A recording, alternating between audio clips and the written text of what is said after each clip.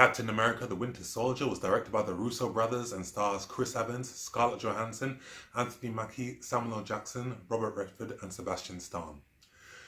Captain America Winter Soldier takes place after the event of the Avengers, and we see Steve Rogers living a quiet life in Washington DC. He's working for S.H.I.E.L.D. And after an attack on a S.H.I.E.L.D. co-worker, namely Nick Fury, he sets out to discover who committed the attack, and in doing so comes up against a mysterious assassin known as the Winter Soldier. I love the first film, Captain America First Avenger. I thought it was a very, very solid origin story. Great performances all around. This film does what a sequel is supposed to do.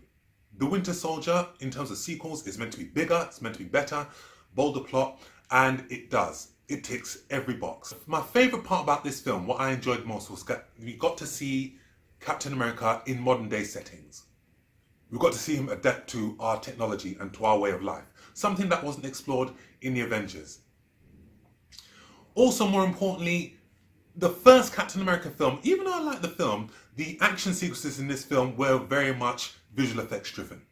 You can tell, whereas in this film, the visual effects are kept to a minimum and the Russo brothers go for more action. They go for more practical action.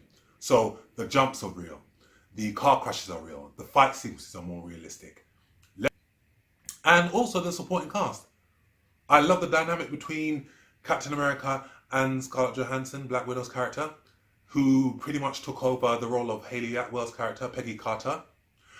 I liked Anthony Mackie's character, the Falcon. I thought it was a great addition, and I like the way that these three all work together very well.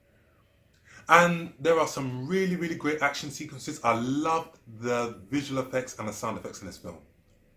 They stepped the bar up, the Russo brothers, with this film, in terms of visual effects and sound effects, and you can feel it. It is crisp, it is very, very rich. And also, Sebastian Stahn.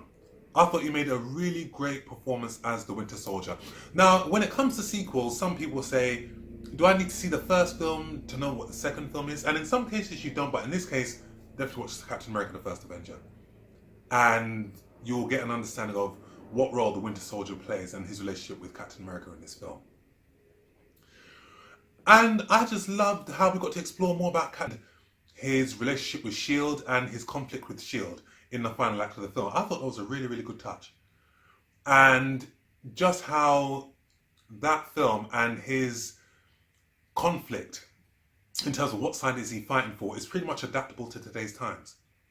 In terms of, are we the good guys, are we the bad guys, what are we fighting for? And for a sequel, and I've watched a lot of sequels where the films buckle under excess, where there is too much. This film has everything in the right amount.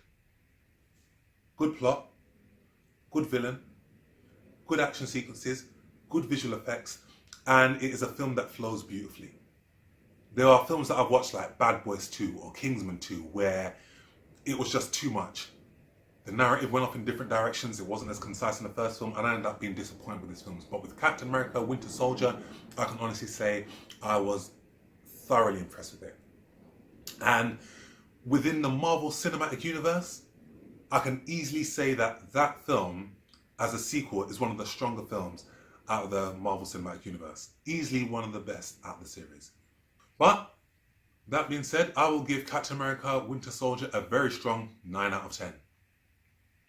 Loved it. So, that's my retrospective review of Captain America. If you like what you see, subscribe to my channel. Leave a comment with what is your favourite Captain America film, and I shall see you on the next film review. Take care.